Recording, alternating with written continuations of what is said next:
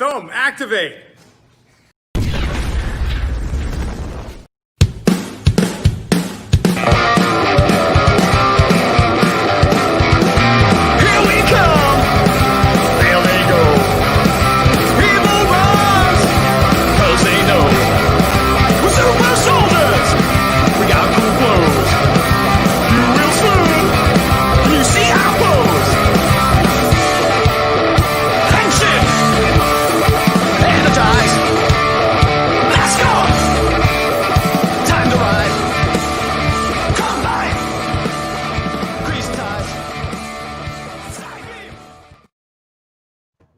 Everybody, what's going on? It's me, Gazbot, for Action Activate. And with me, as always, is the Big Dog Defender, but also with us today is Scott Zilner. Ha! Hey, everybody. Welcome. Welcome aboard. It looks like we got a few people already jumping in. Hello to Christy and Immortal Red Fox and KDB. Oh, no, he's frozen. He's frozen. No. He's just so used to doing it. So for those that don't know, well, I feel like anybody watching the show knows who you are, Scott, but do you want to just give a quick little introduction to someone who might not have any idea who you are? I think with your show and your show audience in particular, I am the current chairman and runner of Palmorfcon, the official Power Ranger convention. That sounds accurate to me. And that is, I was trying to think if that's how I know you or if we knew each other from the San Jose Toy Show first. Yeah, I mean, a lot of other people aren't quite aware that I have been a toy vendor since I was like 15. Like, I couldn't even drive when I went to my first convention. I had to have my mom drop me off with my boxes of comics and toys. That's fantastic. Did the convention, called her on a payphone. That's when you put money into phones to make them work. And then she would pick me up on the street with my boxes of comics and toys. Like, I was doing this stuff before I could even drive. So I've been definitely in multiple career paths in the kind of genre that we all love. Right. Yeah. And you've attended conventions as a fan, you've sold, now you run your own conventions. And yes. What a lot of people don't know, even people that know you, and I didn't know this, I had talked to you at shows, I had attended Palmorfcon, and I don't know, a year ago maybe, found out that your day job, for lack of a better term, is that you paint toys. Yeah, I've been working in the toy industry, I want to say 10 or 12 years now, like over a decade. I've been basically, when you need to get a toy made up, you have somebody like me do what's called a paint master and a photo master. And so we paint that toy up twice, one for going to China to be reproduced, that's the paint master, and one for staying here in the States called the photo master. And then as China copies the one that we gave them, we compare it to the photo master to make sure they didn't mess it up. They always do. That's why there's a photo master. That's really cool. That's really cool. I've worked for every major company over the time, and the only thing I haven't done is a straight Transformer. I've done G.I. Joes, I've done Turtles, I've done Transformers, but they were the G.I. Joe vehicles. Like, I didn't get to actually paint a robot Transformer. Right. And that's the only one thing I need on my bingo card at this point, and just be like, okay, I can die. I painted everything now. Well, they're releasing new lines with the Red Collection and all that. Maybe you'll get a chance now that there's more product out there. That's always a thing, but also I just don't do that kind of work for action figures. Now these days, most of my work's been doing for Sideshow Collectibles, so I've been doing statues for them. Right. What was the most recent thing you did for them, if you could talk about it? Yeah, we just announced Gentleman Dinosaur, or Gentleman Rex, for Sideshow, and there's a life-size Aztec Wolverine that I did. Both of those premiered at Comic-Con coverage, this last week. I think I saw the Aztec Wolverine and didn't know that was your work, but I did see it, so we got out there. Yeah, well, they had already done like a bust of him, and then they did like a life-size, same bust life-size, and so I did that one. That's fantastic. Keeping it on toys, but also coming back to Power Rangers, we have a question, which I think is a fair one. What is your opinion on the Lightning Collection? The Lightning Collection is in their Hasbro's Marvel Legends and G.I. Joes and Lightning Collection. It's their 6-inch scale. It's what they're doing all the way across the board for paint apps, for articulation, for box design. and for what you get as collectability and playability. They're keeping that bar very straight and doing the same on every line. So people complain like, oh, well, they messed up a paint app. They need more quality control. It's like, dude, they made 60,000 of those toys. Yeah. You grabbed one off the shelf that had 2 left thumbs. That was kind of your fault for grabbing the wrong one. Take a look at it when it's on the shelf. Devil's advocate, though, we've been seeing pictures of the Dino Thunder White that is missing. Okay. All of those Dino Thunder Whites are in Malaysia. Right. Where they're making the toys. Those are all bad ones. Those are all quality control that were supposed to be tossed out the back and destroyed. And instead, some dude took those toys to his buddy's shop and then put them in the shop and said, here, they're for sale. How come they're done wrong? Oh, well, Hasbro just messes stuff up. No, those are all those are all trash toys, and that's why the other ones, the commercial samples that we've seen, the actual shots from Hasbro have the black on the mask. Those are all errors, and they were supposed to be destroyed. So, and that happens a lot in every company. The toys from NECA or Soda, they escape the companies, they escape out the back door. Why you get something early sometimes is because it's a bad toy. It's something that was supposed to be thrown away, and they didn't throw it away, and somebody put it online, and bam, I've got their toy, but it's got 2 left arms, and they suck. No, dude, you got a bad toy because you bought it off of eBay from some dude that works in the factory, and it's not something Hasbro can really control. They try to as much as possible to keep an eye on that backdoor stuff, but it's still, toys always escape, whether it's pre-samples, it's work in progress, or if it's errors that they're supposed to throw away and destroy. And I guess that happens, like you said, all the time. But the difference this time was that it looked like a store display proper, so it fooled a lot of people. That's because the guy that took it out of the factory sold it to his buddy at a store, and he put them up for sale in that store. And we were like, hey, they're out already? We're not supposed to do those for 2 more months or 3 months. That's why they were out already, because they weren't supposed to be out. They were bad. They were just supposed to be destroyed property. Fair enough. We have some more questions in the comments, but I want to let Big Dog get a word in here. You got anything you want to ask? Yeah, still toy related. I've been following you for social media for a little bit, and one thing that I think the three of us haven't officially spoken about, but we all are big fans of Tron, and I noticed that you posted the figure in the beginning of Tron Legacy. I personally really like that film and wanted to kind of go back to the work toy side of things. Talk a little bit about that experience. I know just from what I've seen, you're a big fan of 80s properties, Tron being one of them. So what was it like working on that figure specifically, or being involved with that? That was something that, again, whenever I work on something, I'm just another cog in a big machine, a team that gets something made. Hey, there's my Tron stick. Yeah. There's a great story about him, too. But being able to work on Tron Legacy, my manager at the time at Gentle Giant, which is Paulie Schreier, both. From, okay. I was like, that's a coincidence that he has that name. No, it's actually, it's funny. At Morphicon, I can tell Paulie what to do, but in general thing, he's generally my boss telling me what to do in the toy industry or statues. And I was working in-house at the time at Gentle Giant, and he's like, hey, Scotty, I'm going to make your life. And I'm like, what? He's like, we got some Tron stuff coming in, and you want to paint that up? And I'm like, who do I have to kill? I'm like, I was like ready just to shiv my paint buddy Mike on the next. Do I have to kill Mike? I'll do it. And so I got to work on the figures. I got to paint the bikes. Mike painted the bigger figures, and I was in charge of the color palettes. And they gave me all types of swatches to know how they illuminate. So under my desk, I'm looking at how the neon or the type of reflective light comes up from Legacy to try to make that match to the toys. And it was a really high point of my entire career. And I'm going to grab something. Can I grab it? I'm going to try. Try to grab it. Don't break it.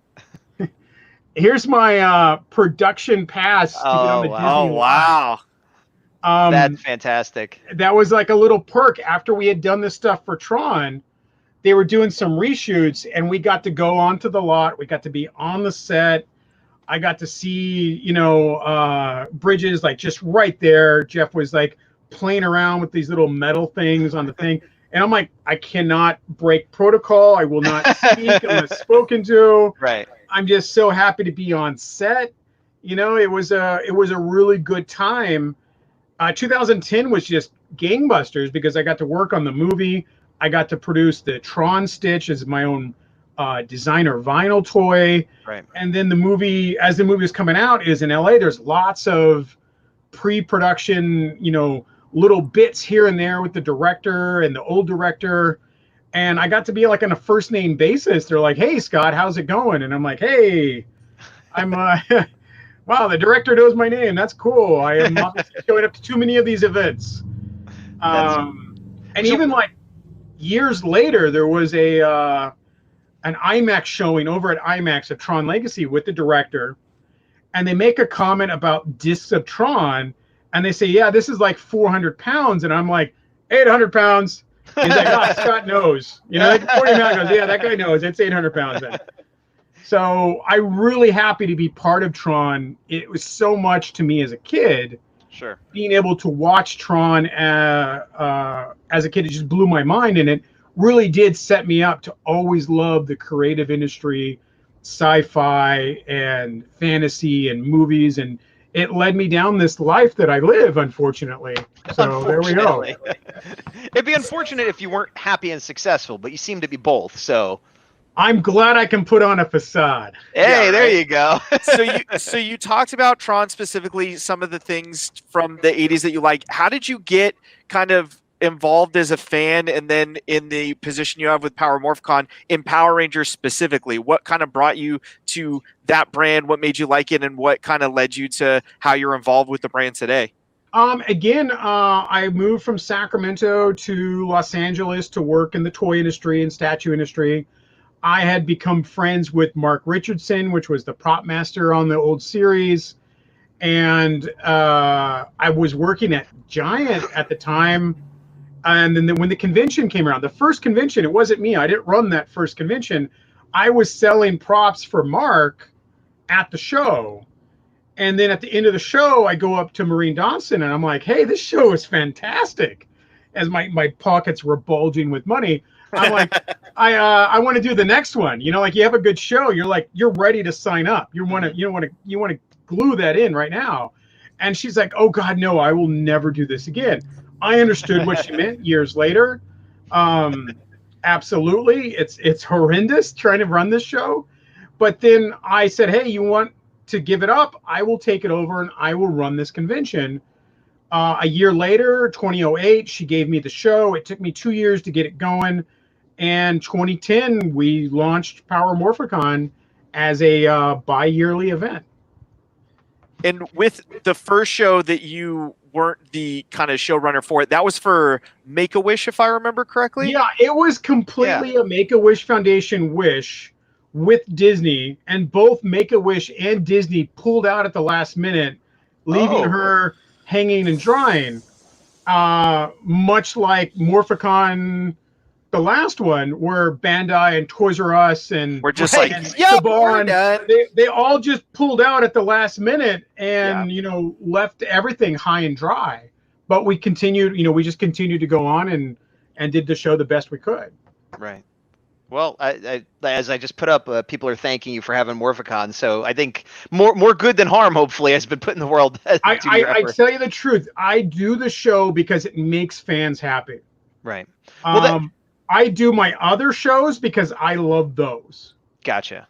I do Morphicon. It does nothing but like crush me. It is so crushing. Trying to get this convention to go to just run on the tracks and constantly fight off the people that hate every bit that I might try to do. Why do you think Morphicon is harder than the other shows you put on? It's a larger show and it has a very large, very opinionated fan base on how every bit of it should have ran. I don't know what you mean by that, extra line just for this. We did, and nobody went in the line. Like, we always try to fix our problems, but always there's another problem that pops up, Right. So it's just such a big show, and it's ran by relatively few people. We have a few people that work on the core issues, and then when it comes convention time, we've got some volunteers that jump in. Right. But people assume like we're this giant, multi-million-dollar conglomerate, and realistically, we're working out of an extra bedroom in my house.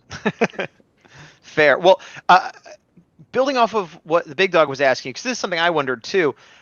You made money at the first Morphicon, so you wanted to keep it going. What? The Morphicon doesn't make money. No. I'm sorry. When you were selling, the Make a Wish. Oh no, that was the only show I did make money on. So you made money on that one. You said let's keep it going. Mark made that money. I was just the acting salesman at the time. Well, that reinforces my question. You don't make much, if any, money. It's a huge headache. You do it for the fans. But I've always wondered, and I don't think we've ever actually spoken about this, like, at the risk of outing yourself, are you even a fan of Power Rangers? Because I'm on the older end, and you're even a little older than me. So it definitely showed up to me when I was already like out of high school. Like I graduated in 91. Right. And I'm like, hey, I remember watching this stuff as a kid. I was Super Sentai. Right. Yes. I was Ultraman and Super Sentai. That's the stuff I could pick up in Sacramento from Bay Area television. So I watched Power Rangers pretty much for the robot monster battles. That was my thing. Everyone else talking and fighting and drinking milkshakes, I'm okay with that. But then when they got in the robot and they fought the monster, I was in 110%. Right. Like, all right, now you've got me. Let's bring out that sword. Cut it in half. At that point, I had full wrestling vigor to see that fight. Right. And it's something that I wasn't like, a huge fan, but I definitely was like, oh, I like that stuff. I buy the robots. I like the whole aspect of having a Japanese-centric show here in the States. Mm-hmm. And so it was really great to have that. And then as I got into LA, I was suddenly involved. I good friends with Mark, working with Paulie, and then after the convention, running the convention. Then it made me an integral part of the fandom to bring that to people every other year.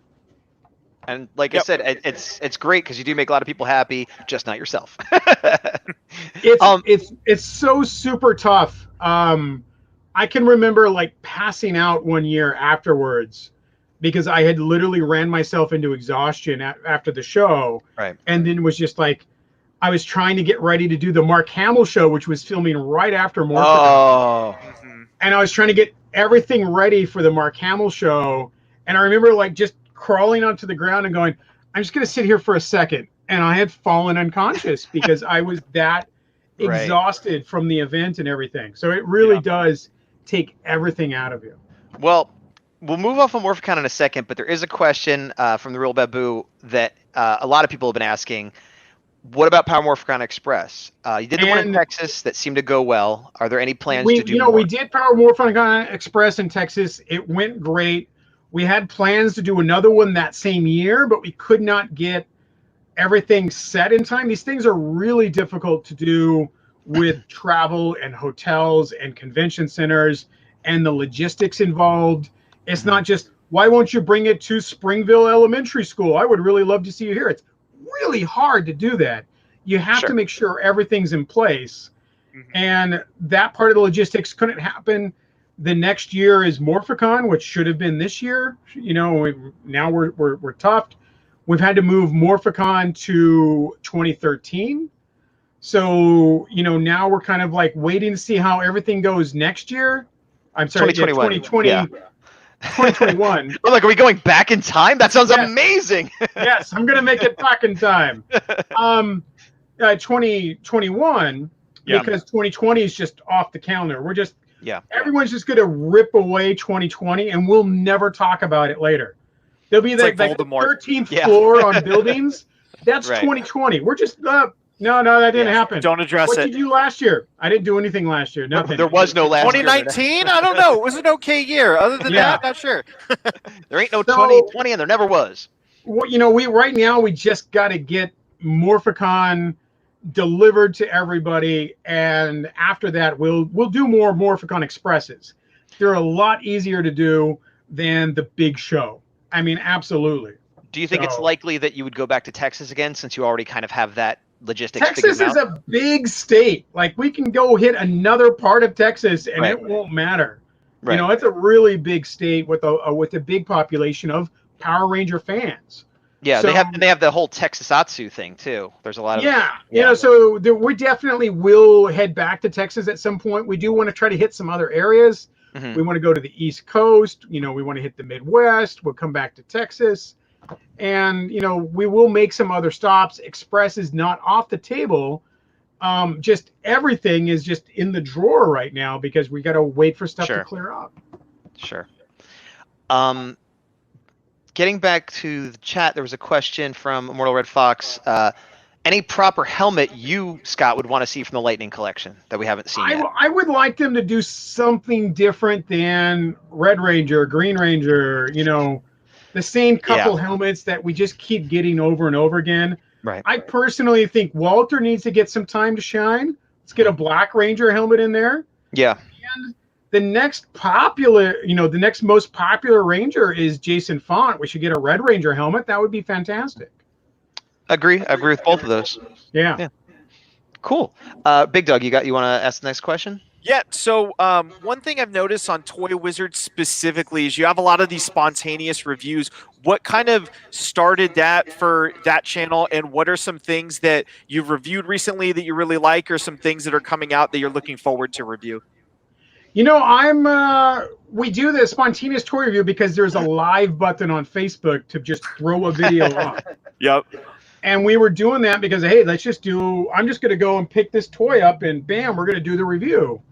And that was doing quite well. And now we've kind of educated ourselves up to the point where now we're filming the reviews, we're editing in the reviews. Right. And so they're not quite as spontaneous as me just going, I'm going to do a video on this guy right now. Hit the button. Look at this toy. It's awesome. Yeah. And, you know, shut it off. Now it's a little more calculated, like, oh, I've got to edit 5 videos in the can and get them onto YouTube every day. That's kind of where the spontaneous toy review is now. It's a little more spontaneous toy review when we get it online. Yeah. But realistically, we've got a lot of toys to cover. There's always something new coming out. There's always maybe something older vintage that I might have lying around. And you did one on ROM recently, right? I'm sorry? You did one on ROM recently, right? The old yeah, I mean, I'm a huge ROM fan. I got some Fisher Price toys that are in the queue for a retro toy review. Like the old Space Hero guys, or? Yeah, the little Fisher Price space people were just awesome toys. There's a Japanese toy, Orgus, up here, MGP240. Like, somebody's like, man, I wish you'd review that. I'm like, okay, I'll review it. You know, it might take 2 weeks, but I'll get around to reviewing it. And then also, like, what toys come out, you know, what's on the shelf. I found Moon Knight. I'm going to cover Moon Knight because people want to know that toy came out. And what did I think about that flip head David Yost figure? I thought that thing was fantastic. I just actually watched that review today. Yeah, I was surprised because, to be honest, when I saw the initial images, they didn't look great from the lighting that we saw. But then actually seeing it in hand, and I know Gaz is a big fan of this, the actual like gimmick of the head flipping is partially what sold me. I'm like, that actually looks pretty cool. Even in my video, I'm like, okay, I'm not going to do this anymore. And I did it like 9 times. Yeah, exactly. Yeah, I'm a sucker for gimmicks. It was really fun to play with. The figures do what they're supposed to do. They're toys to play with. Yes. You know, they're not the same as the Lightning collection, which is a collectible toy that you want to pose with. You're still playing with a toy. These toys are for kids, for the kids that just want to play with the Power Ranger. Right. Yeah, I think people forget that. Although I will say, I think the sculpt in the Billy head on that toy is arguably better than the one on the collectible. A little bit. I don't know what's going on with likeness rights there, or, you know, who's making stuff what. I can tell you from personal experience, doing stuff on the computer, sculpting in ZBrush, it looks great, and then you print it out and you're like, Ugh. It's like you versus the guy she said not to worry about kind of thing. What happened? This file's corrupted. And you're like, no, that's your file, dude. And I'm like, no way. So, I mean, that might explain, because it is inconsistent, because some of the likenesses are amazing. Yeah. And others are mediocre, and some, like Walter Jones, are really not good, and Steve Cardenas is really not good. And so you wonder, like, is it one person doing it, or do they have like the A team and the B team, or, you know? I would love to ask Hasbro that same question. And as a, you know, as a toy guy, I know there's a team there involved, and somebody said, yeah, that's good. Did you look at the guy? Like, that's not good. I would send that file back. Yeah. I would get another sculptor. I agree with that. That's One the theory only I had. sculpt you have. He has a helmet on. We don't give them that face. One theory I had with the Mighty Morphin specifically, because some are better than others, but I was looking at them, and they were on for several seasons, unlike a lot of the other Ranger actors. Yeah. And so we have an idea in our head what they look like, not now, but then. Yeah. And looking at some of the promotional photos from like before season 1, or like right when they started filming, some of them kind of look like those photos, but not the people, if that makes sense. Like, they looked at like day 1 photo of Amy Jo Johnson, and that looks pretty spot on. But if you think of what she looks like by the end of season 1, it doesn't look right. You know why? That's because they've been working them to death by that other point. And they've lost all of that weight. They're True. Like up in bed. They've been working, 16-hour days, 6 days a week. Right. For months. They were now destroyed people by the time that we got used to seeing them, compared to, hey, you just won the audition. Right. Oh, that's fantastic. You put anybody through a work camp for that long, they're going to look different by the end. Yeah, absolutely. We got a question from Mortal Red Fox. Scott, any advice for someone looking to produce figures? I got a ton of short run of Hot Toys style figures, but would like to head in the direction of the vinyl figures that you can get of Sentai characters, etc. All of that stuff is easy to make if you've got lots of money to throw away. Oh. It's that simple. The molds to make a toy cost so much money. That's why you see toys get made in multiple colors. It's the only way to make a toy viable for a smaller manufacturer. And even larger manufacturers look to any way they can to, like, let's use that same arm on 14 guys. Yep. Power Rangers. Let's use that same chest and butt area. We need to use that on every figure we can. That Jason Font butt does not look the same on Amy Jo. I don't care. We don't want to make another mold. Just use that same butt. Right. That's where that stuff is. I mean, I can totally set you up with a manufacturer. I currently work in Vietnam. It's another one of my many hats. To make toys. Is that for Planet X Toys? No. Planet X Toys is just my sale thing where I sell toys. Okay. But then I also work with a company in Vietnam to manufacture toys. But the mold cost for that stuff is very expensive. We can make anything you want as long as you want to pay for it. So your advice is A, have a lot of money, and B, whatever you make, be prepared to do a bunch of different colorways of it. Do a bunch of different colorways. So you have to make sure that whatever your item is, it can be marketed towards multiple versions. So if you have like a toy of a Sentai, you want a vinyl Sentai figure, you want to make sure that the head comes off so you can pop on a different head and make it be several different dudes. Right. That way your body cost is limited and you're just paying new mold cost on the different heads. And then you do multiple copies of it. Rocom Toys do a bunch of different vinyls, and they've just used that same market. Like they have Henry and Glenn Forever, which is just fantastic line. Yeah. I can see it over here. It's kind of hard to grab, but so they do these dudes and they just keep giving different colorways on those same two figures because they've already made the molds. So it's just color variations until they can kind of recoup enough money to then make a new mold and do that all over again. Right, which is why we see like Zoo Ranger from the neck down, they're all identical except for color, and then they just swap heads. And it makes it an easy figure to produce. Which is also why when you see a lot of fan Sentai teams, every suit is completely unique because they don't have to worry about production. They just drew it, and that's it. Yes. Yeah. Makes sense. Talking about Mattel, okay. Big Dog, you had a question real quick Yeah. before I go into the next thing? Behind you, you have a plethora of comics. Obviously, that's Actually, something. this isn't even my comics. This is just like Just art your books trades. and reference and that kind of stuff. This is my reference library behind me. So your reference Fantastic. library. So you did mention you have some comics. So are you reading Power Ranger comics? And if so, what are your thoughts? I am reading the comics. I'm a little behind. So Okay, like good.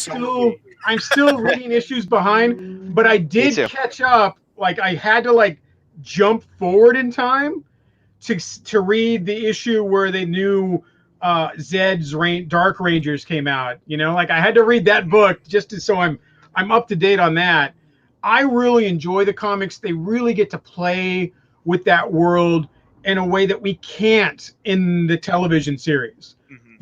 They can take those characters and go back in time, go forward in time. They can bring back actors that don't want to do the show anymore, and they can put them in that comic.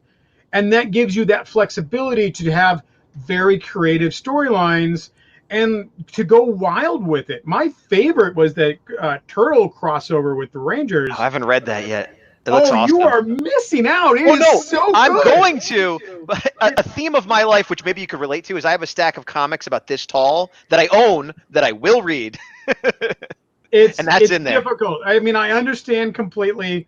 Yeah. And you can get behind because you're always working. And I try to take that time. My stacks are huge too. Like I have short boxes to catch up on. Yeah. I will buy a book for a year and then start going through it and going, oh man, I don't even like this book anymore. You know, like they changed the creative team on me and I didn't watch it. And I've got all these issues that I don't like anymore. The worst/best version of that is a couple of years ago they restarted Transformers. They called it Regeneration 1 or something like that. It was continuing the Marvel comic. And I'm like, I'm going to get all these. And I read like one. I collected and have the entire run, and it's since ended, and I've only read the first issue. But you've got it there. But I have it. Yeah. And that's half the battle. I have another room. Like this is my office. And then I have another room that's just my G.I. Joe and comic book room. And so it's filled with nothing but G.I. Joes and a wall of comic books. Right. And I have a little love seat in there, and I go in there and I relax and I read my comics and I, put on some YouTube or I take a look at my G.I. Joes and make sure they're standing in order and tweak one and count how many have fallen apart and I have to repair. And, there's a thing. You got to make a little time for your comic books here and there. Sure.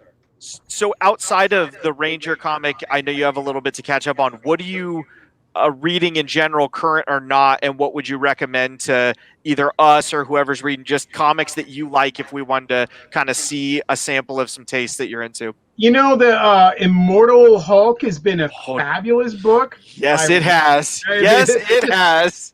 Man, that book was a sleeper, and it's really hit on all, just across the board, has really, really done well. The Turtle versus Power Ranger miniseries. Right. Pick that up, please. I beg you. It's fantastic. I'm currently reading Thor. The Batman book, if you can pick them up, they sell out so quickly. The Batman books have been doing really well right now with the Joker War going on. I'm real happy with that. I really love the Transformer books. One of the Transformer artists made his own book for IDW called Kill Lock. Number 6 comes out, I think, today or next week. And then there'll be a trade paperback of that. That's a great little fantasy sci-fi read. I'm a big G.I. Joe fan. I've got the tattoo. I read all the G.I. Joe books. So there's a lot of stuff out there, if you're out there to read books. Superman Action Comics has been killing it, absolutely killing it. They got John Romita Jr., which is one of the greatest artists of our time. And he's been just doing a great job on that book. So, yeah, there's a lot of stuff out there to read. I can talk comics all day long. I feel so validated. Thank you. Because, right out of the gate, you're like, Immortal Hulk. I'm like, all right, I'm in. Let's do this. And I I think Big Dog's mentioned that to me before, and I have not read it. I literally today decided to get the trades and catch up because the artist, I think his name's Joe Bennett, if I remember correctly. Uh-huh. I follow him on Instagram, and he's just been posting up like pencil recreations of his own work, and I'm like, this is like the best I've ever seen the Hulk look. I got to get this book just based on his art. It's so crazy. Like, I feel like right now, not just with Hulk, but with a lot of different concepts, Power Rangers even being one, that they're looking at it like, what did people really like the introduction of this character to be? And let's take that nostalgic feeling and make it a reality. Hulk originally was a horror book, and now it's a horror book. Power Rangers had high stakes when we were all younger, and it has high stakes now. Like, stuff like that is just so insane. I know, side tangent, but you got me going on comics too. No, they definitely took what you thought about the Hulk and all of the Gamma Beasts, and turned it all the way around and made it something new and exciting. And that's great that you can do that with the comic book. Absolutely. Yeah. And like, especially with something like Power Rangers, more so even than the Hulk, because there's the reality you can escape of the actors, like you said. There's so much. I mean, I love the Solar Rangers. I love the new Dark Rangers, where Zed is given powers to our favorite villains to make them Power Rangers. Mm-hmm. And if you guys saw that Zed Dragonzord clip that came out of a book recently, unfortunately, I did see that. Yeah, it looks cool, but I hate that I know about it before I read it. It's fine. It means that there's excitement. It means something new is coming, rather than what we've already watched. Never be mad that, oh, I've already watched every episode of Power Rangers and that's not what I know. Be happy that the comic books give you something that you don't know. Oh, you misunderstand. I'm excited for it. I'm upset that I've seen it before I read the comic. I wanted to read the comic and go, wow, that's cool, but I saw it already. It won't happen. It's always going to be spoiled, so I might as well spoil it for everybody. I posted it today. Oh, you're not the only one. It's fine. I'm in the minority. Most people just get excited. So I'm sure you're oh, sorry. I wanted to go back to chat because a couple people are asking about Morphicon again. Question from Rob says, I came in late. Anything to share for Palmorfcon 2021? Are the same exclusives that were going to be for 2020 going to be available, or there'll be different items? And someone else asked about Amy Jo Johnson. They thought they heard you say something about her possibly being there. So maybe you want to address both those questions. We ask a lot of people whether or not they get back to us or want to do a show, or they have something else going on. That happens a lot. We cannot have everybody at one convention. People are always like, hey, here's 5 million actors, and why don't you have them all at the show? It's like, dude, we have a very, our budget's this big, and we're always by that much stuff. So we do what we can with bringing in as many actors as possible that can come out and do the show. As for exclusives, our 2020 exclusives have just been pushed back to the 2021. And in fact, we were even told on one of those exclusives, I still can't talk about, that they were like, we'll only give you half, and then maybe we'll give you the other half later. And I'm like, okay, well, like half the people would get it at the show and the rest would get mailed to them or something? Because of COVID delays. Oh, right. Everything. That's much better than what I thought. I thought it was like, we're going to give you half. We might give you the other half eventually, but we'll feel it out. I don't know. It's just how everything in production was so caught off guard and delayed that even if we did have the toys, we wouldn't have them all in September. Yeah. Because stuff wouldn't have been made in time because of the initial delays earlier this year. Yeah. Now that the show's in June, we've been kind of reassured, like, oh no, we'll have those figures for you. And we'll have some of this, and we're going to have that. So I'm actually, I'm very excited about announcing our exclusives. I simply just can't say a word until everything is signed. Sure. All NDAs, labs, etc. And, licensing's all taken care of. But behind the scenes, we're working on some really great stuff. I always try to push this, and I've been pushing it with Bandai for years. And then we finally got something, and then we're going to have more stuff for the next show, Has Hasbro been easier or more difficult to work with on that sort of thing than Bandai? Bandai and Saban were fabulous to work for until Saban left, and then when Bandai knew that they were done, they were done. Yeah. So they Oh. didn't want to help us at any point for that last convention. When they lost the license to Hasbro, they weren't even picking up the phone anymore. Like, they would do the most basic that they were contracted to do. And even then they fought us tooth and nail. And then that person that fought us tooth and nail got let go. And then Bandai's back to being cool. So it's weird whenever you work in a corporate environment. I've had a great relationship for, a decade with Bandai, and then had a new vice president or president, and that just didn't want to work with us. Right. And then, I've then been contacted again by Bandai going, no, you know what? We do want to work with you. So that's great. And mostly that's Bandai Japan, which have always been very good to me. But Bandai America and Bandai Japan are two different companies doing two different things. And now with Hasbro and Bandai Japan, they have to do completely different things on top of that. And Bandai America is just like, well, we're going to do Dragon Ball forever. And they're doing great figures on that. And they've become cool again, but, not when I needed them to be cool, which was when we were doing our figures. Which goes back to the theme of Palmorfcon being terrible for you and great for everyone else. Exactly. Yes. Another question about Morphicon was Initiator Hater want to know how come Palmorfcon was unable to return to Anaheim. There's lots of little details like that on everything with Morphicon, like why we can't get certain guests, why certain guests don't show up, why does the convention move around, what are the exclusives, why won't you tell us what the exclusives are, why did and that's basically logistics and legal contracts. Right. There's a whole bunch of that that's just what goes into making the show. And we really can't comment on every little bit of why there wasn't a sign here, or why was that person sat next to that person. It's just like certain things there's just so much details that go into that to make it happen. And that's one of those things I can't explain it all. It's just too complicated to explain. Right. Fair enough. We're moving the convention from Anaheim back to Pasadena. And so we're going to have this next show in Pasadena in 2021. Pasadena was happy to have us come back. So there you go. Mortal Red Fox wants to know any hopes to have a Japan World Heroes. A Japan World Heroes aisle with guests at the next Palmorfcon, which maybe certainly that's something we're considering, but we need to know in June of next year, can Japanese guests come to the States? Yeah, right. That's a severe question of whether or not that can or cannot happen. And so we know better, and that would be next year. Oh, there's my logo.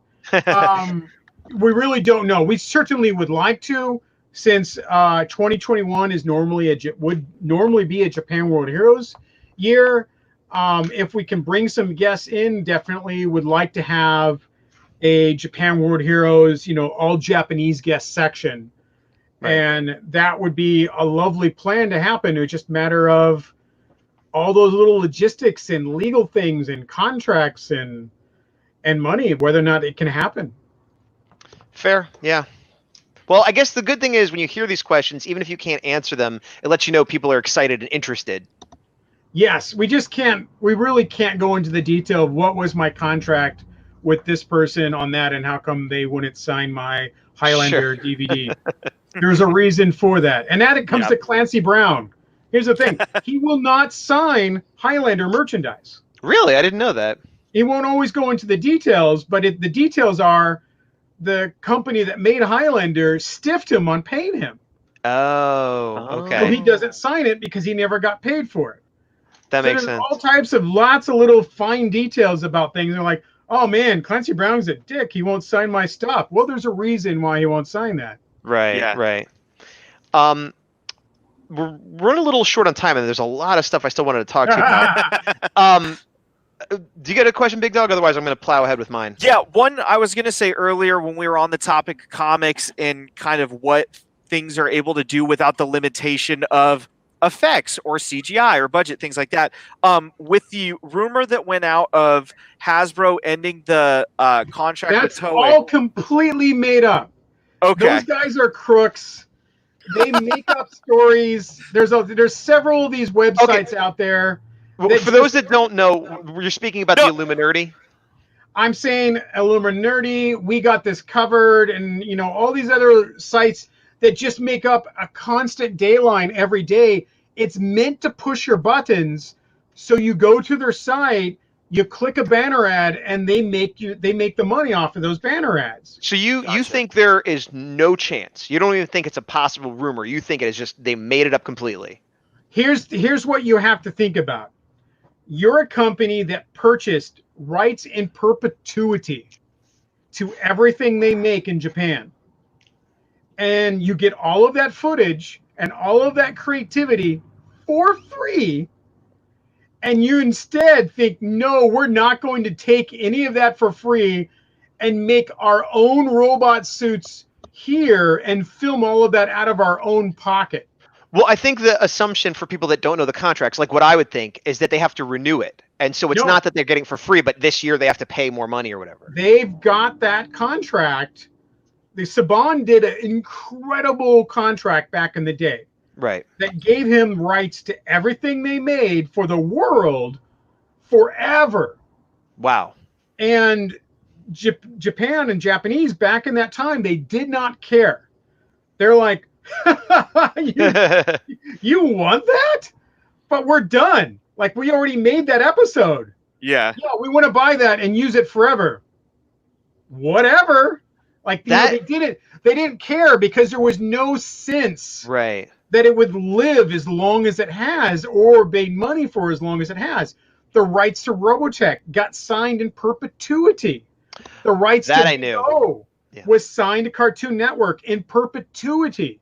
They bought it forever. And now the Japanese have learned that's a bad word the Americans use. And so they don't sign those contracts anymore. Well, I'm really glad to hear you say that, because honestly, I understood it was a rumor. I didn't take it as gospel fact, but it seemed reasonable and it seemed likely because I looked at other things they had reported on that came true. So I was one of the people going like, we don't know, but it seems like it's going to happen. You're the first person to give me any argument that made sense as to why it probably isn't going to happen. Why would a multi-million-dollar company spend millions of dollars to make new stuff when you can steal it from that guy for free? Well, what you're saying about the contract lasting forever in perpetuity, no one has said that to me. I did not know that, and I don't think many people are saying that, because there are a lot of people going fake news, but they didn't give that fact. The fact that you just gave, I feel like, is the checkmate of the whole thing. Yeah, just the contract. The contract that had been going around is that whatever Toei makes for the Ranger series, not the movies, the TV series, that's a difference we're wording in the contract. Right. Gotcha. Whatever series they make, then the Saban could do whatever he wanted with that worldwide, and he could keep grabbing from them whenever he wanted. As whatever else they made, he got that, and he got that, and he got that. We're not going to use Zoo Ogre. Screw those guys. We're going to use this guy. We're not going to use Beast Morphers, and now we're going to use Beast Morphers. They have the ability to grab and pick whatever they want. Why would you give that up? No, you're absolutely right. I think just people didn't know that. Here's what they might do. They might bring out the Solar Rangers in a new show and maybe do another show or something like that. But why would you give up what you already have when Toei is making new product every year? Now, if Toei stops making Power Rangers, then they would have to totally remake what they were doing here. Right. So that's the caveat to that, is whether or not Japan stops Power Rangers. And Power Ranger toys have been falling in Japan for several years. They've definitely been on that rope of like, we're not making the money. Do we want to keep producing a television show to sell toys, and the toys aren't selling? And now we can't sell those toys outside of Japan or Asia. The market is Asia. Right. We can't even sell them to Australia or, Poland or whatever. So what's our point in making those toys? They're focusing much more on their Kamen Rider. Ultraman's making a new big push here for the States. We're going to see other Japanese properties being pushed more because they can't use Power Rangers, where Hasbro now has that Power Ranger franchise to do with what they want. And they're starting off good. They're getting their motion. It's a brand new thing to do a live action television show and create toys in this very narrow corridor for a limited time, year after year. It's something to think about, where some of the other people like Saban made the book. They knew how to do it. Right. You know? So Hasbro's definitely taking new approaches to it. They're trying to figure out stuff to do. They also don't want to just rehash everything that Bandai did. That's why we're getting different toys. Yeah. You know, their Megazords are articulated. They're not coming apart. You know, we're like, well, why aren't they coming apart? It's like, that's been done how many times? You cannot improve on the Solo Chogokin Megazord. Right. You know, like that's just done. Like that is Nonica designed that perfect. I have mine right there. I had the Legacy. As soon as the Solo Chogokin came out, I switched it out. That was done. Yeah. Okay, so we're You know, I was on the team that made Legacy. Really? Legacy's great. I'm not pooping on Legacy. I still have the Legacy other ones, but that was Tsuyoshi Nonica, which was the original designer of the Megazord. Mm-hmm. Me and him are very good friends, and while he was working for Bandai here in the States, we pitched Legacy line to Bandai for like several years until they actually made it. Well, and that was a good move. And once again, that was our pitches to them. They're like, "Hey, remake these toys." I said, "What people want are, you know, a morpher. They want a one that looks good for their costumes and they can play with it and it makes sounds and have metal parts." And that's where we got Legacy Collection from. So once again, your hard work making other people happy. Yes. What was something you wanted to make in those initial pitches that they didn't end up making? We really were pushed on redoing the Megazords, and they said, do we remake the 94 Megazord or do we do the newer one that we did recently? And I was like, the newer one's better. Let's go with that one, but just make it look better. Yeah. Right. You know, let's make it look better. Let's improve the quality of the stuff. We have some metal parts.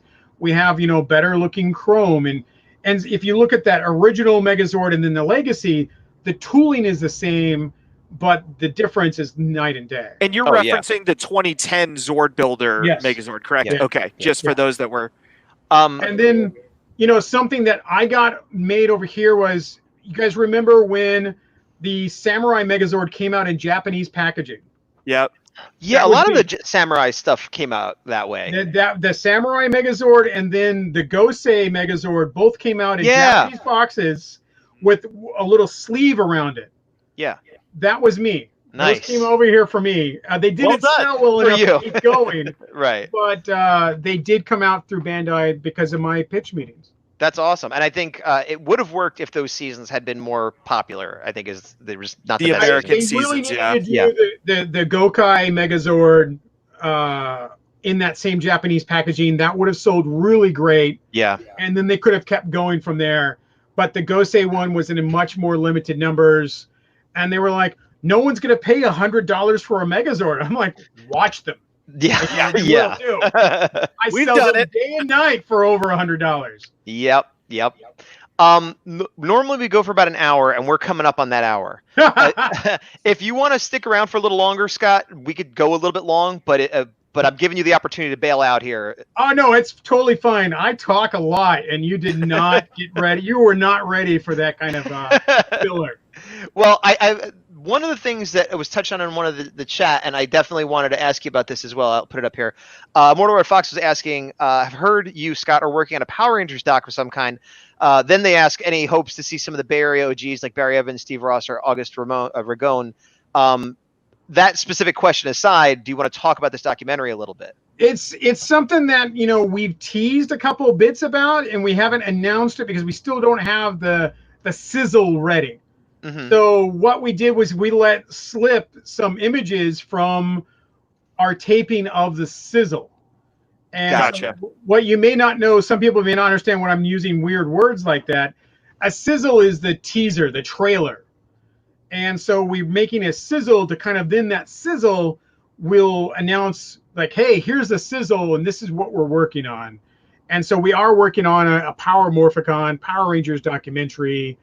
We will filming it at the convention.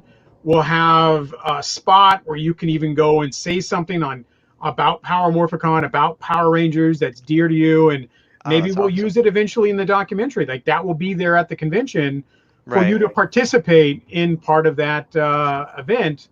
And it's a long project. Like, we're working on it now. It's 2020. Mhm. It may not be done till like 2022. So it's You know- a long, involved process to get that made. You know what would be great is if you take some shots down Artist Alley of like the artist doing Power Rangers art. I don't know, Or the guy sitting at the booth with the artist at the Artist Alley. Yeah. Hey, Those guys.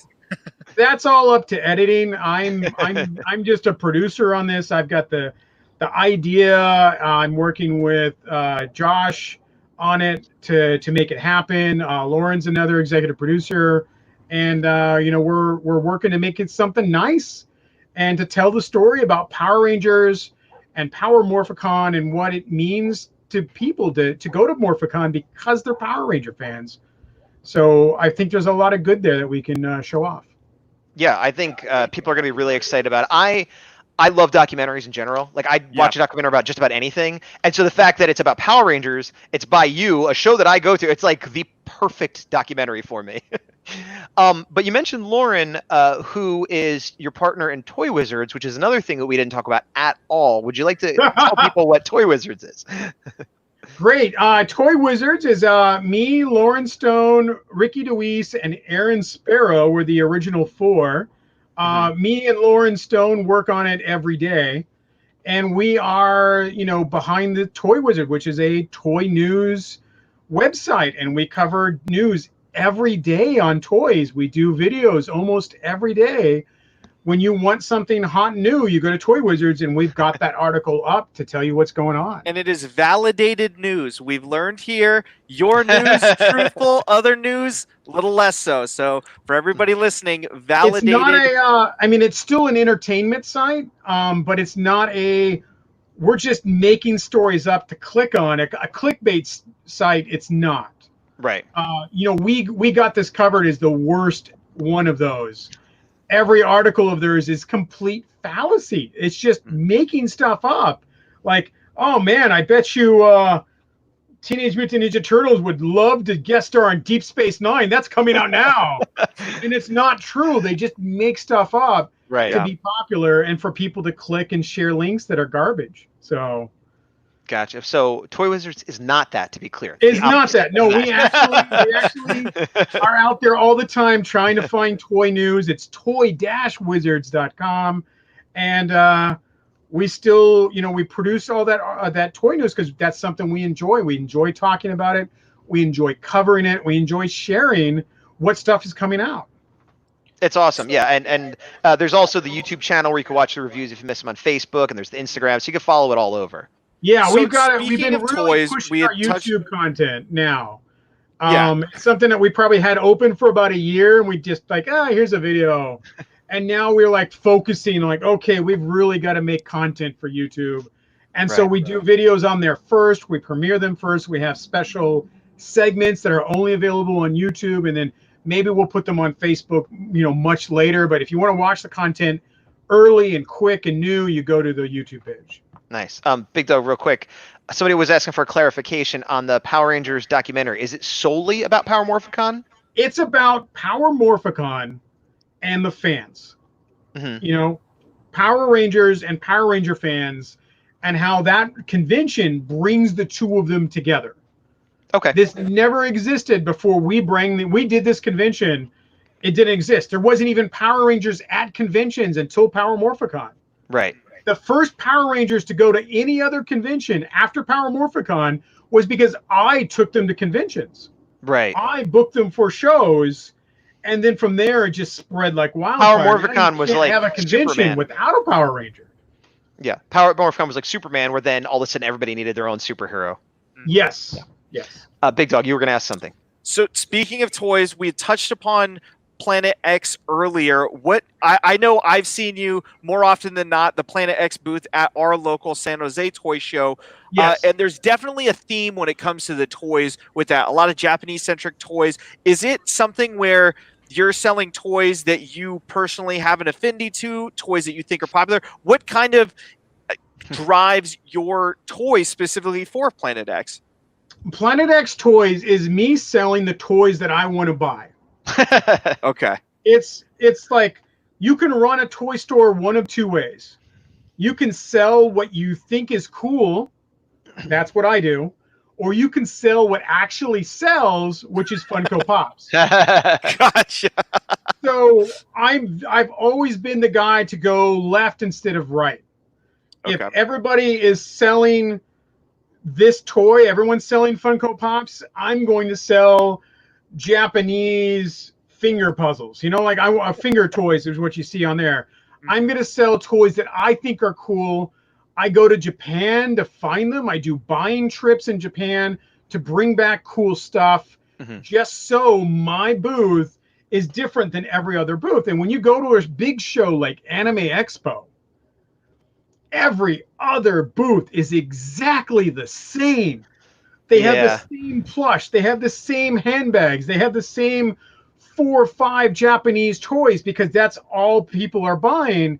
And then you hit my booth and you're like, what is going on here? And that's because I cultivated every item in that. It's a museum of toy collectability that I'm showing off. And if you have the right amount of money, you can take part of that curated display home with you.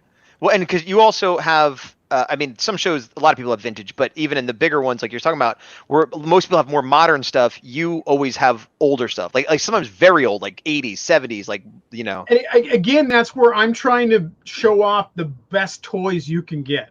Right. Rather than every other guy's got the same Funko Pops, the same 4 Marvel Legend figures at their booth. I want to sell something different. And that's because I love that toy and I want to try to expand that out to other people. There are people, like you guys are both from the San Jose shows. There are guys that religiously come to my booth going, what have you got new, Scott? What have you got? You know, like they know I'm going to bring something that they cannot find at their local store. They cannot find on their online store. I'm going to have something that's just going to blow their minds, and they're going to leave my booth happy with something. That's what I want to do. I do that because that brings me joy. So we've talked about all the different things. Well, no, we haven't talked about all the different things you do. We've talked about many of them. If today someone said, look, you have to pick one thing. You'll have enough money to live and do what you want, but now you do this. Now you're a painter. Now you're a toy seller. Now you're one thing. What would be that thing that you would pick? Irregardless of money, just what. That's the thumbnail face right there, by the way.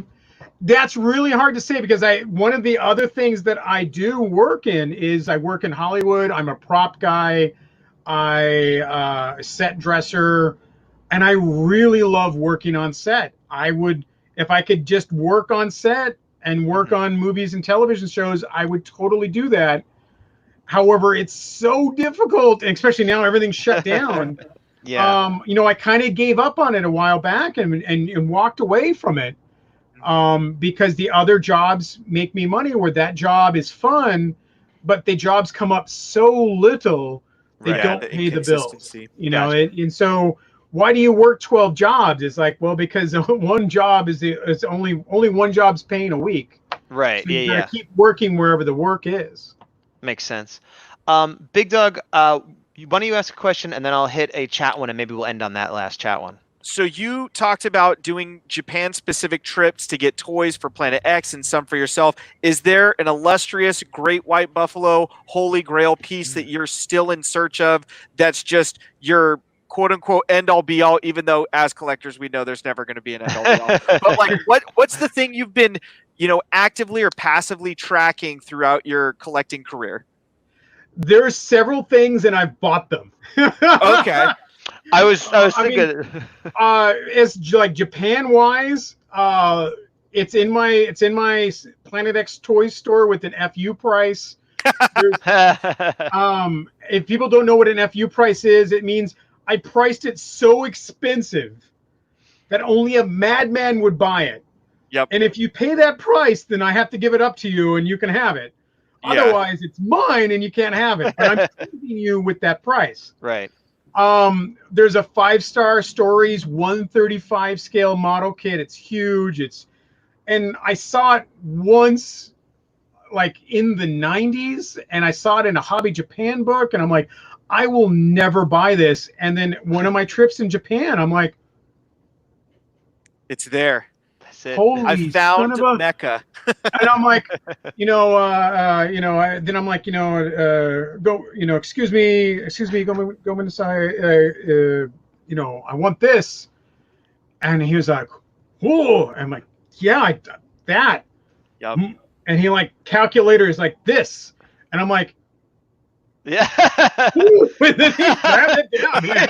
It's like, I love American tourists. I love American tourists. I've done that a couple times in Japan where some of that stuff is priced because they think no one's going to buy it. And I'm like, I'll buy your FU price today. Yeah, I was going to say his FU price and yours very different. Yes. This last trip to Japan, we picked up a store display, which is a giant Megazord that they would put in front of a store for whatever current season that was. Yup. And I bought a store display, and it was incredibly complicated. It literally was like 2.5 days of going back and forth just to give them money, because like, I want to buy this. Okay, we need you to ship it. Nope. Can you ship it? Talk to that guy. All right, talk to that guy. Can you ship this to here? Nope. Can you try? Okay. We'll try. We can ship it. Okay, great. I leave that part of the country, go to another part of the country. And then they're like, no, we can't ship it. You said you could ship it. Yeah, now we can't. All right. So then I found a new way to ship it. Okay, now I'm just going to have them ship it straight from there to the States. Done. Okay, we're ready to pay you over the phone. Oh, no, we can't take payment over the phone. But you said you could take payment over the phone. Now we can't. Now we can't take payment over the phone. Who's on first? Yeah, and so every bit of Japan is like this. There's just levels of bureaucracy that you constantly hit and just smack yourself into a face. Where in America, you're like, look, I'm going to pay you a lot of money. Will you sell this to me? Yes. Yeah, and usually if there's a problem, you add more money and the problem goes away. In Japan, it's like, I'm so sorry. This note says we cannot. So we cannot. Done. Wait, so did you end up getting it or no? So I'm in the other part of the country, but I've got a Shinkansen pass. I've got an all expense paid rail pass. Right. So I wake up early in the morning, take the first bullet train, go to the other end of Japan, wait at the door for them to open it. And they're like, holy shit, he showed up, paid the bill. They boxed the thing up, domo arigato, went and ate lunch, got back on the bullet train, and then went all the way back to the other part of Japan. That took an entire day. Wow. But it got through. But, it took 2.5 days of constant work. Wow. Just to give somebody money. And it was, for a big, giant thing that they don't want. Yeah, right. You're sort of doing them a favor. Only an American would buy something like that because it's stupid. No one would buy something that big. Did you buy it for your personal collection or to have at the show? It's basically when you walk in that door to Morphicon, you're going to pass by this guy. Can you tell us which Zord it is, or you don't want to keep it a secret? Or which season, maybe? I could. Will you? Probably not. Okay. I really want people to go and see it. Yeah. I have teased it on my Instagram. Okay, so what's your Instagram for people that don't know? I'm Scott Zilner. Yeah. Okay, so go check it out on his Instagram then. I'm actively going to look now. Yeah, me too. I already follow you, but I don't remember. So we're about 10 minutes over. I'll just end with a question from the chat that seems like a fun one to end on. I'm good to go. As long as you guys are going. You want to finish things up. I mean, I'm fine. I honestly, I would rather do this another time and ask about 10 questions that we haven't even touched on. But no, I think we'll wrap it up with this one. And it's just a fun one, actually, from Quellen. Says, if you could recommend one series of Toku, Sentai, Kamen Rider, etc., to a new viewer, what would it be? And same question for Power Rangers. For Power Rangers, Time Force, and SPD, and Overdrive. Not Overdrive. Overdrive, that's RPM? Big Dog's favorite. Did you mean RPM? RPM. Yes, okay. Woo! Yeah. Well, no, Overdrive is my favorite season. Just Yeah, RPM, Time Force, SPD right. are great seasons out of the Mighty Morphin bubble. Hmm. They're standalone.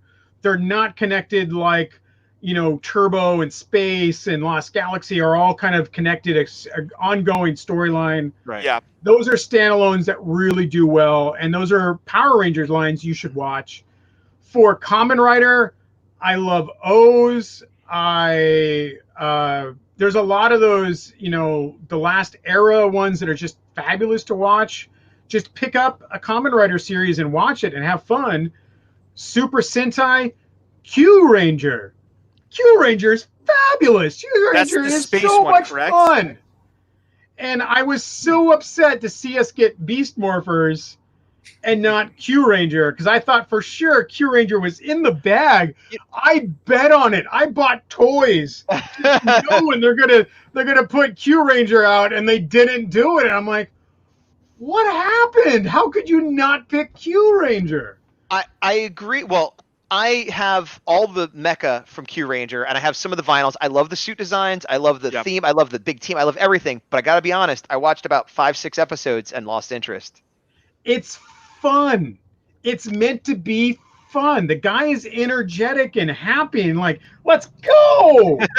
Does it get better as it goes along? Did I bail too soon? You bailed too soon. It does. It picks up, and what I liked about it is that was that entertainment value, that it just kept going and it was fun. Gotcha. And I don't want stuff to be serious when the world's too serious. Let's be fun. Let's be entertaining and be fun. And that's a Power Ranger series that was that, and I enjoyed it through and through. And what's your Ultraman series of choice? Oh, now Ultraman is Ultraman Geed. Yeah. Geed? Okay. Yeah, Geed, because it's the son of a bad guy becoming a good guy, and he even has to fight his dad. And then what we thought was the ultimate ultimate Ultraman can't even fight Geed anymore, even though he was Geed's, arch enemy, which he himself was also the son of Ultra 7. Right. And so it's a very legacy. Multiple family histories. You get to swap out powers, so he can kind of do like the Mega Force or Gokai power switch, but he can merge powers. Does that work? That guy as the and first that season guy. though? If no one's watched Ultraman, would it still be a recommendation for a first Ultraman season? Yes, because they tag on what do you need to know about Ultraman? Good guy becomes giant space alien, fights bad monster. Done and done. If you need to go deeper than that to watch a TV show, watch CSI. Don't watch Ultraman. You want to have fun with a giant space alien fighting a giant monster and they blow up buildings? Ultraman's for you. I don't disagree with that. I don't disagree with anything you said. Having fun. That's a good way to end. All of this is about fun. Yes. Scott, it has been great to have you on. It really has. I would love to talk to you more. I do have to end the show, unfortunately, but maybe we'll have you on another time because we could do this for another hour easily. Oh, yeah. And is there anywhere you want to point people social media wise specifically? I mean, I know we talked about a lot, but follow our toy news on toy-wizards.com. You can find me as Scott Zilner on Facebook and Instagram. Follow Palmorfcon on the Palmorfcon pages, which are Facebook, Instagram, Twitter, YouTube, all that kind of stuff. There's a lot of stuff out there, and the big thing is just, especially with everything going on right now, just try to have fun, try to be yourself. The world out there is scary enough. You don't have to bring it into you. Let's just try to be happy and enjoy things, and that enjoyment will see you through any hard times. That's great, and now we know. Come on, no one's half the battle. Joe. All right, thanks so much, Scott. I've been Gazbot. With me as always, Big Dog Defender and Scott Zilner. Thank you so much for the time. And as we end every show, to the power. And credits.